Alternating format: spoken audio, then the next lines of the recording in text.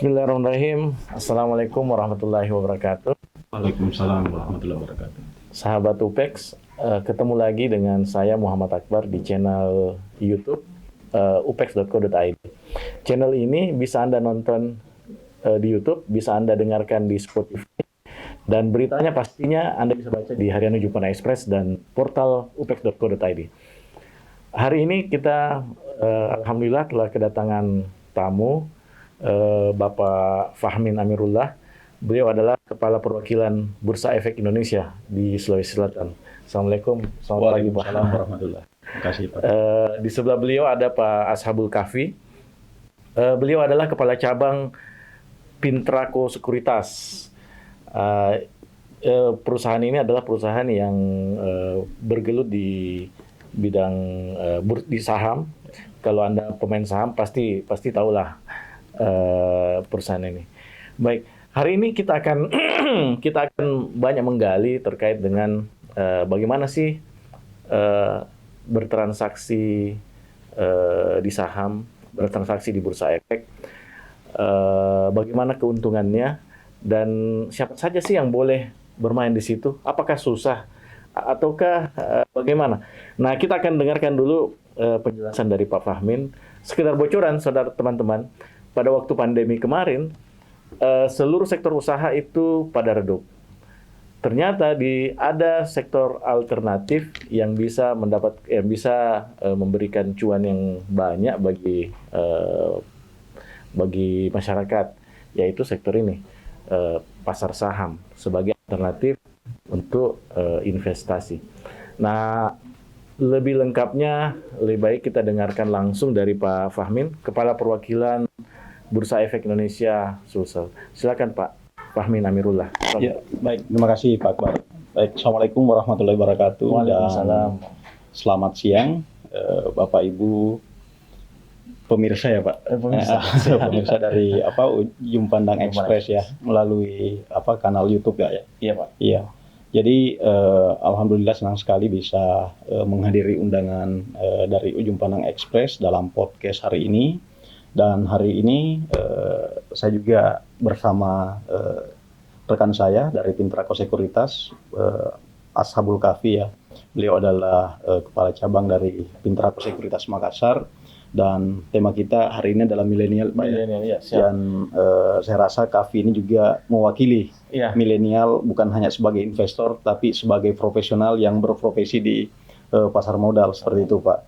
Nah, terkait dengan investasi di pasar modal ini, memang kalau kita lihat pertumbuhannya kurang lebih 3 tahun terakhir ini Pak ya, itu memang mengalami peningkatan yang cukup pesat ya.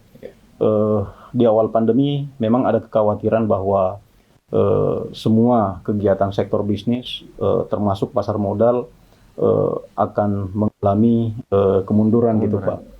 Tapi ternyata hal itu tidak seperti itu di pasar modal Pak. Iya. Justru di pandemi kemarin ini itu menjadi trigger meningkatnya penambahan jumlah investor maupun penambahan transaksi yang ada di pasar modal Indonesia. Iya. Dan ini mungkin menjadi berkah juga buat Indonesia ya. Kenapa? Karena mayoritas masyarakat penduduk Indonesia kan kita kan selalu mendengar ada bonus demografi Pak ya. Demografi. Dan bonus demografi inilah yang kita nikmati di pasar modal saat ini. Karena banyak sekali teman-teman milenial yang sudah mulai paham bagaimana berinvestasi di pasar modal. Literasi mereka sudah cukup bagus. Kemudian mereka mencoba mengimplementasikan Pak Akbar. Bagaimana sebenarnya mekanisme maupun menjadi bagian dari investor. Pasar modal Indonesia. Karena banyak teman-teman milenial kita itu mereka sudah paham gitu Pak, bahwa investasi itu bukan hanya di real sector, tetapi di portofolio aset pun mereka bisa memanfaatkan peluang tersebut. Kemudian kalau teman-teman milenial terutama yang mungkin duduk di bangku perkuliahan ya, selama ini kan secara teori mereka sudah dapatkan Pak, bagaimana membedah laporan keuangan, manajemen keuangan dan lain sebagainya. Tetapi mereka masih bingung gitu, bagaimana mengimplementasikan ilmu-ilmu yang mereka dapatkan itu.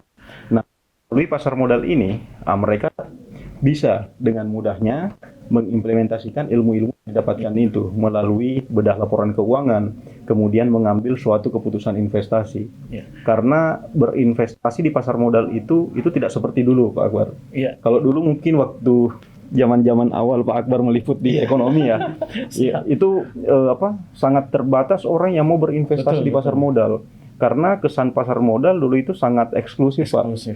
Hanya orang kalangan tertentu. Tertentu, betul. Hanya orang-orang yang berpenghasilan menengah ke atas yang bisa berinvestasi di pasar modal. Minimum deposit dulu itu ya sekitar 50 jutaan. Ya. Itu 15-20 tahun yang lalu, Pak. 50 jutaan baru bisa berinvestasi di pasar modal. Sekarang dengan 100 ribu, orang sudah bisa mulai berinvestasi di pasar modal. Jadi teman-teman mahasiswa milenial itu saat ini tidak ada alasan gitu untuk tidak mau berinvestasi. Kalau dulu mungkin zaman kita Pak. Iya, betul. Karena kita tidak punya uang. Betul. Kita misalnya mengajak orang untuk berinvestasi. Tapi orang mau berinvestasi tapi tidak ada kemampuan untuk kemampuan finansial untuk memulainya gitu, Pak. Seperti itu. Jadi sangat mudah gitu untuk berinvestasi di pasar modal untuk saat ini gitu, Pak. Kalau tren milenial sekarang ini kira-kira ada berapa persen investor milenial kalau di Sulsel ini, Pak Fahmi? Iya.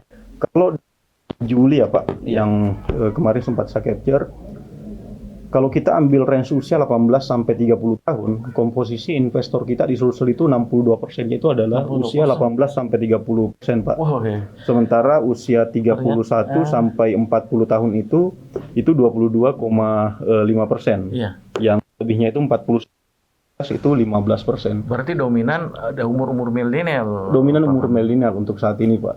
Wah, luar biasa.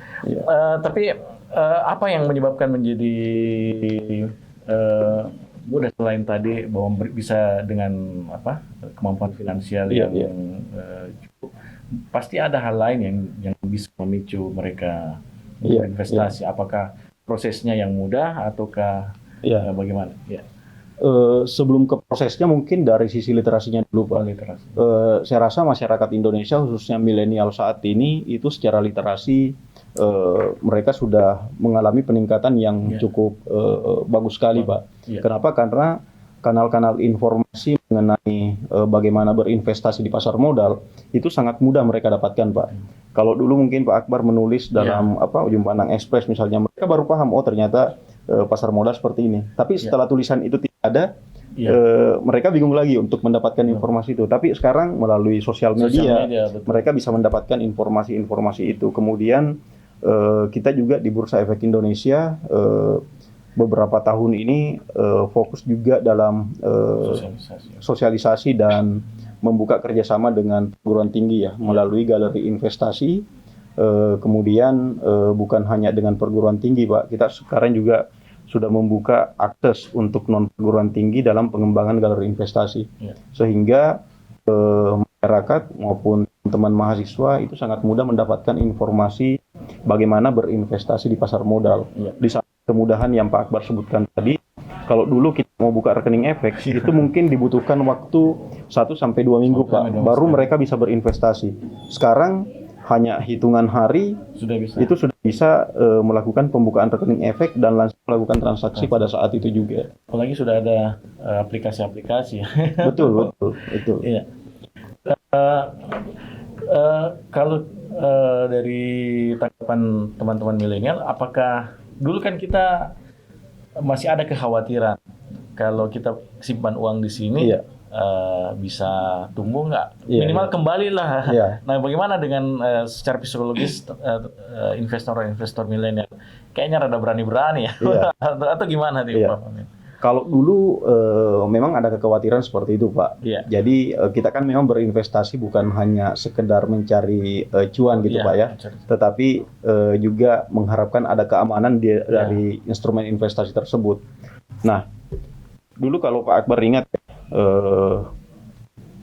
kalau kita mau buka rekening efek, Pak, dulu kan kita tidak punya rekening dana investor namanya, tapi kita menyetor deposit itu ke rekening perusahaan sekuritas. Betul. Sehingga ada potensi apabila ada yang nakal misalnya atau oknum, itu bisa saja dimanfaatkan untuk hal lain dana tersebut. Tetapi sekarang sudah sangat aman, Pak. Iya. Pada saat kita melakukan pembukaan rekening efek, itu dengan otomatis juga perusahaan sekuritas akan membukakan rekening dana investor atas nama nasabahnya sendiri. Sehingga tidak ada kekhawatiran lagi bahwa dana saya ini nanti akan dimanfaatkan oleh oknum-oknum tertentu gitu. Iya. Karena yang bisa mengakses dana tersebut itu hanya investor itu sendiri gitu, Pak. Seperti itu. Jadi sangat aman. Kemudian terkait dengan misalnya keamanan berinvestasi yang lain ya. Iya. Kalau saya mau membeli saham, takut sahamnya ini secara performa misalnya ya. Saya misalnya asal-asalan. Nah, kita saat ini juga menyelenggarakan public expose live ya, Pak. Jadi kita membuat suatu event di mana public expose live ini adalah tujuannya bagaimana emiten atau manajemen dari emiten ini bisa berinteraksi langsung dengan para investornya. Mereka para investor ini bisa mengkonfirmasi langsung ke manajemen perusahaan terkait dengan kinerja maupun langkah ke depan perusahaan akan mau dibawa kemana, sehingga para investor ini nantinya akan lebih confidence dalam mengambil keputusan investasi di perusahaan atau saham yang akan dibeli, seperti itu, Pak. Karena kan biasa nih, kita mendapatkan informasi ya, katanya misalnya PT XYZ ini akan melakukan ekspansi ke sini.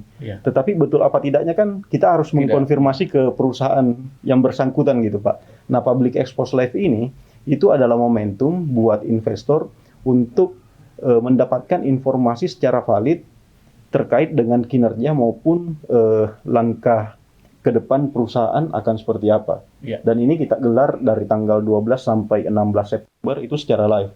Jadi bukan hanya investor yang ada di Jakarta yang bisa menikmati public expose live ini, tetapi seluruh masyarakat Indonesia bisa menikmati karena diselenggarakan secara virtual, seperti itu, Pak. Oke, siap, Pak Fahmin. Menarik sekali nih. Nah, mungkin kita dengar dari sekuritasnya nih, Pak. Bagaimana pengalaman 3 tahun terakhir dan bagaimana berinteraksi dengan milenial? Silakan Pak Ashabul Kahfi. Oke, terima kasih Pak. Jadi kalau kita melihat di 3 tahun terakhir ini kan lebih ke kita serba digital, Pak ya. Iya. Karena adanya pandemi seperti itu yang tadi sampaikan juga sama Pak Fahmin bahwa kami terlalu gencar untuk memberikan sosialisasi. Kalau dulu mungkin yang menjadi pembeda, kalau dulu kita datang nih ke lokasi atau kita mengadakan sekolah pasar modal di kantor, tapi dengan 3 tahun terakhir ini kami sering mengadakan sosialisasi melalui offline, Pak, seperti media Zoom, terus online gitu. Kami seringnya adakan live Instagram, Pak. Jadi kami hampir tiap hari ada Pak Fahmin dari teman-teman IBS, teman-teman sekuritas itu akan update memberikan informasi. Justru kalau saya membandingkan informasi waktu awal-awal saya masuk yang masih kegiatan offline gitu, Pak ya, dengan adanya pandemi ini, terus kegiatan offline, justru di kegiatan offline ini saya sering sering update gitu, Pak. Sering update. Kenapa? Karena informasi terkait pasar modal ini gampang ditemui. Kayak gitu. Kalau dulu kan kalau kita mau sekolah pasar modal ya harus datang ke kantor. Jadi teman-teman di daerah itu kayak agak kesulitan gitu. Jadi dengan adanya sekolah pasar modal online, terus kegiatan sosialisasi online, itu teman-teman yang di daerah gitu ya, kayak bisa di Luwu Timur, di Palopo, itu juga bisa ikutan seperti itu, Pak. Iya. Bagaimana dengan investor milenial? Kalau investor milenial, memang kalau dari Pintrago Sekuritas sendiri, Pak ya, memang basic background dari kebanyakan investor kita, ya sesuai dengan data yang disampaikan sama Pak Fahmi, memang kebanyakan dari investor milenial, Pak. Ya gitu. Apalagi salah satu pendukungnya adalah kita kan juga ada namanya galeri investasi, Pak, di beberapa kampus. Salah satunya mungkin kalau khusus di Makassar sendiri kami ada beberapa seperti kayak di Unismu, seperti di UIN. Nah, itu juga salah satu media sebagai teman-teman investor milenial supaya bisa melakukan mendapatkan informasi terkait investasi saham tersebut, seperti itu, Pak. Kebetulan teman-teman kita ini sebenarnya masih milenial ini, yang ada di depan kita mahasiswa dari PNUP. Mungkin kalau mereka ingin berinvestasi, prosesnya seperti apa itu? Oke, kalau ingin berinvestasi sebenarnya sudah sangat-sangat simpel, Pak ya. Apalagi sekarang sudah khusus di Pintrago Sekuritas sendiri, Pak ya. Pasti memang kalau langkah awal ya teman-teman harus tahu dulu nih produknya, investasi saham itu seperti apa, dengan mungkin tadi mendengar penjelasan dari Pak Fahmi ya, atau mendengar dari kanal YouTube ini terkait apa sih itu investasi saham. Kalau ingin teman-teman mulai, ya persyaratannya sangat simpel Pak. Teman-teman cukup menyediakan seperti persyaratan IKTP, itu wajib, sama buku tabungan pribadi. Nanti teman-teman bisa langsung download aplikasinya kami, atau bisa langsung download aplikasi sekuritas ya, atau di Profits di Play Store boleh, di iOS boleh. Nanti teman-teman tinggal daftar melalui aplikasi tersebut. Teman-teman, kalau tadi Pak Fahmin katakan cuma beberapa hari, kalau teman-teman datanya sudah lengkap, itu hitungan jam Pak. Itu bisa melakukan transaksi. Pagi ini buka, sorenya sudah bisa melakukan transaksi. Seperti itu. Dengan nominal yang itu tadi ya. Justru di Pintrako sudah tidak ada lagi minimal depositnya. Iya, jadi bebas. Karena memang kan sebenarnya saham itu sudah sangat-sangat terjangkau. Yang membuat orang mungkin agak kesulitan untuk masuk di dunia pasar modal kan mungkin dari segi minimal depositnya Pak, yang tadi disampaikan 50 juta gitu ya. Sekarang kan sudah sangat-sangat terjangkau Pak. Jadi teman-teman mau 20.000 boleh, karena banyak saham yang masih di bawah under 100.000 seperti itu. Kalau dibandingkan misalkan simpan uang di bank dengan simpan uang di pasar saham, itu saat ini lebih untung di mana kira-kira? Sebenarnya kalau untuk ini kan masih banyak ya Pak, yang membedakan antara pilih mana sih, tabung atau di investasi. Sebenarnya justru kalau sebelum teman-teman memulai investasi, wajib punya tabungan dulu Pak. Oh, wajib punya tabungan. Iya, jadi salah satu yang kita informasikan, jadi kayak kalau teman-teman tujuannya untuk supaya asetnya bertumbuh, ya pasti masuk ke dunia investasi. Salah satunya adalah saham. Tapi kalau teman-temannya lebih safe, itu ya dalam artian mau menabung, saving gitu, ya pasti larinya ke bank. Nah, kami biasanya memang salah satu langkah yang teman-teman harus ambil sebelum masuk ke dunia investasi, ya paling wajib kan harus punya tabungan dulu, punya asuransi, baru masuk ke dunia investasi. Seperti itu.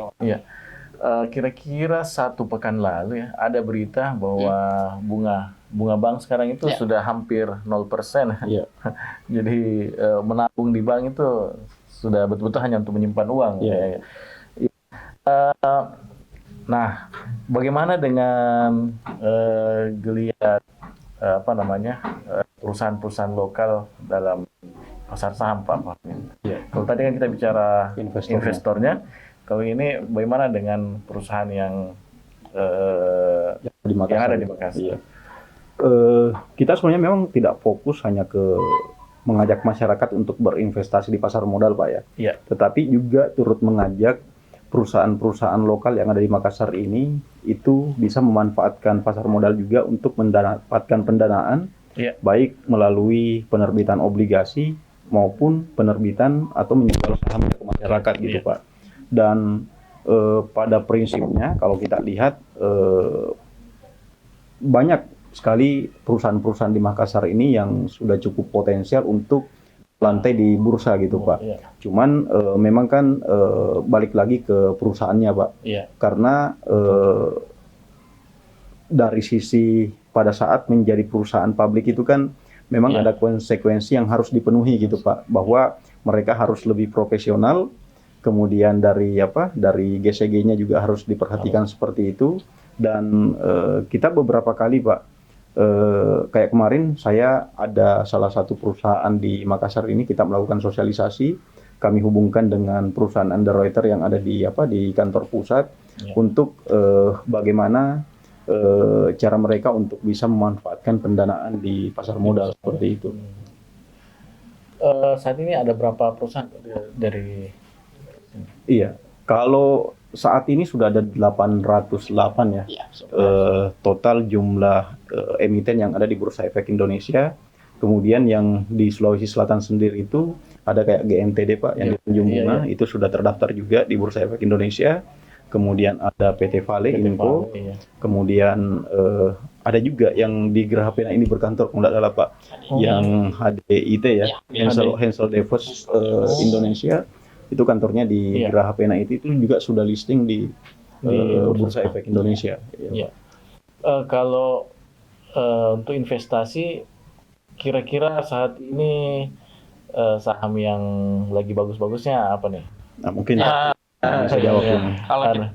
Kalau kita berbicara dengan kondisi saat ini, Pak ya, Iya. ya memang kalau kita lihat, kalau kita berbicara jangka panjang, Pak ya, kita berbicara jangka panjang dulu, pasti salah satu yang sektor paling favorit, Pak, Iya. paling favorit pasti ke sektor perbankan. Perbankan. Tapi kalau kita lihat mungkin jangka pendek ke menengah, gitu Pak ya, yang Iya. kita lihat situasi keadaan sekarang, ya paling yang lagi bagus inilah sektor energi.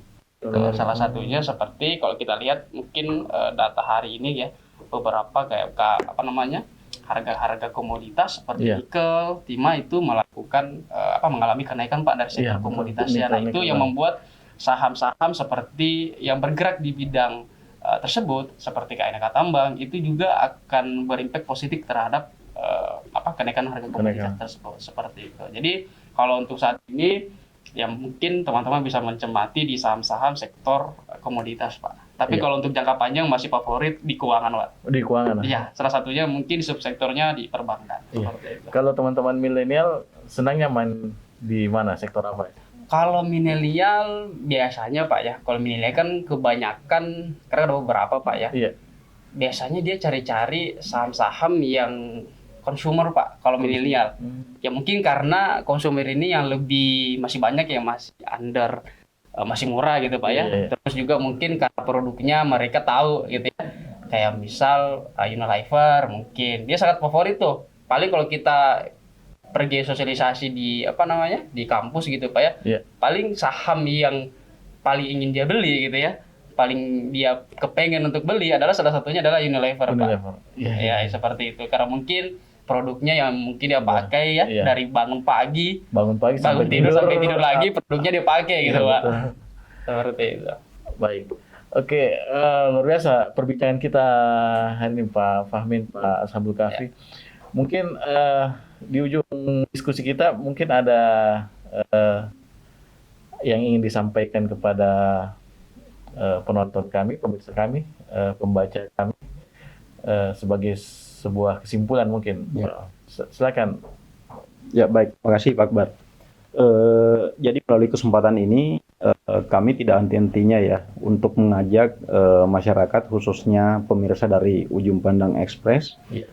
untuk memanfaatkan produk-produk investasi yang ada di pasar modal. Kenapa? Karena potensi investasi yang ada di pasar modal Indonesia itu cukup besar sekali, Pak. Besar. Dan kalau kita lihat dari kepemilikan saham ya yang ada di Bursa Efek saat ini, itu kita sudah mayoritas dimiliki oleh investor lokal, Pak. Kalau dulu waktu dulu sering sekali ada pertanyaan, Pak. Iya. Termasuk mungkin Pak Akbar dulu sering sekali menanyakan ya kalau diberikan data, kenapa di Bursa Efek Indonesia itu dominasi investor asing itu lebih mendominasi dibandingkan dengan investor lokalnya gitu. Sekarang Sementara yang listing di Bursa Efek Indonesia itu adalah perusahaan-perusahaan lokal semua.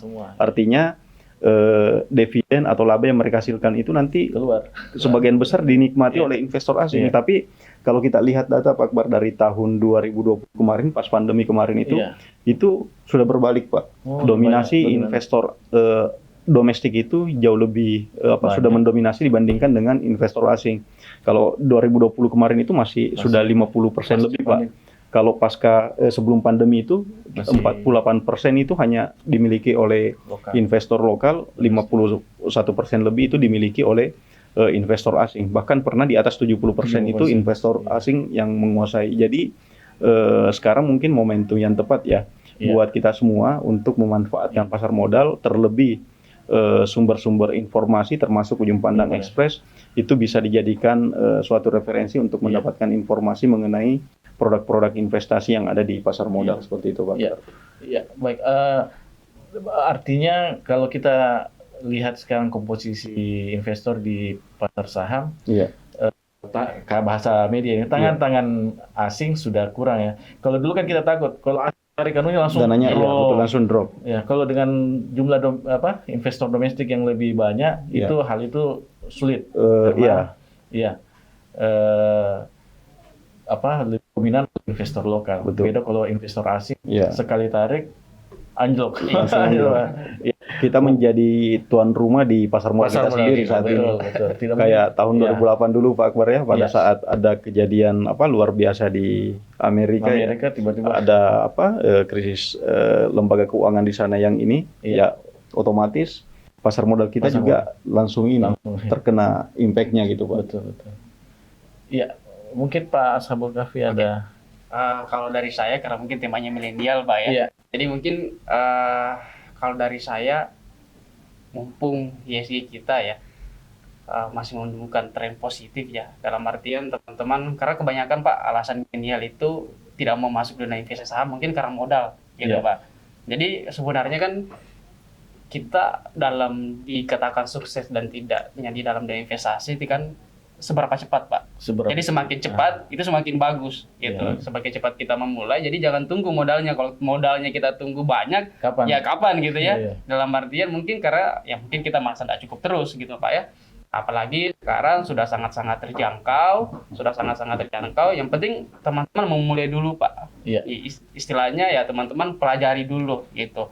Jadi teman-teman langsung terjun, karena dunia pasar modal ini kalau kata guru saya ya, yang di samping saya Pak Fahmin, bahwa di dunia saham itu kita tidak bisa kayak, ya hampir kayak belajar renang lah Pak. Iya. Kita tidak bisa tahu kita survive di dunia pasar modal ini kalau kita tidak terjun langsung Pak. Betul. Kita tidak tahu kita bisa belajar renang atau tidak kalau kita tidak nyemplung di air langsung Pak. Kayak seperti itu.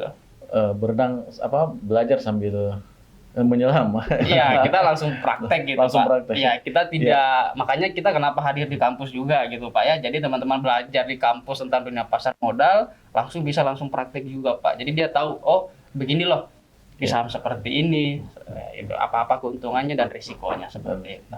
Apalagi kalau masih muda kan. Ya, masih tidak banyak apa-apa.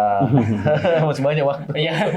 Istilahnya kalau kita dulu masih zaman-zaman saya Pak ya, kalau kita taruh 50.000 itu kita pakailah belajar beli saham, beli ini. Kalau kita rugi, taruhlah itu sebagai uang les. Iya. Ya gitu. Karena gini Pak, edukasi di di bursa, di sekuritas itu semuanya free Pak.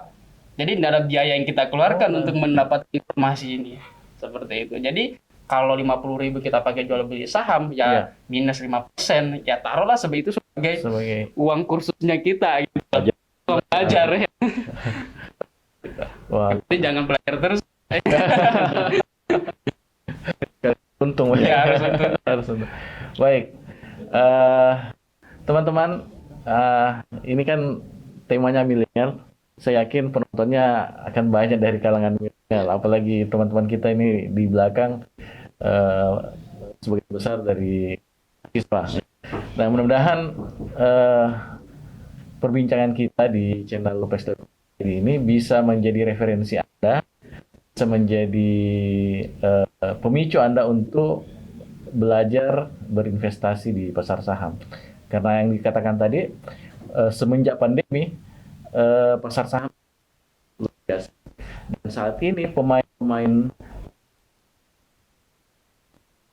kalangan milenial yang masih berusia 18 tahun sampai 24 tahun. Nah, jangan tinggal.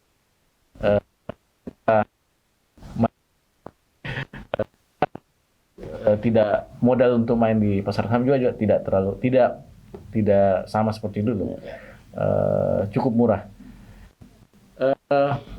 Teman-teman, demikian perbincangan kami dengan Kepala Perwakilan Bursa Efek Indonesia Sulawesi Selatan, Pak Fahmin Amirullah, dan Kepala Cabang Pintraco Sekuritas, Pak Ashabul Kahfi. Semoga bermanfaat dan mengedukasi kita semua. Amin. Salam sehat.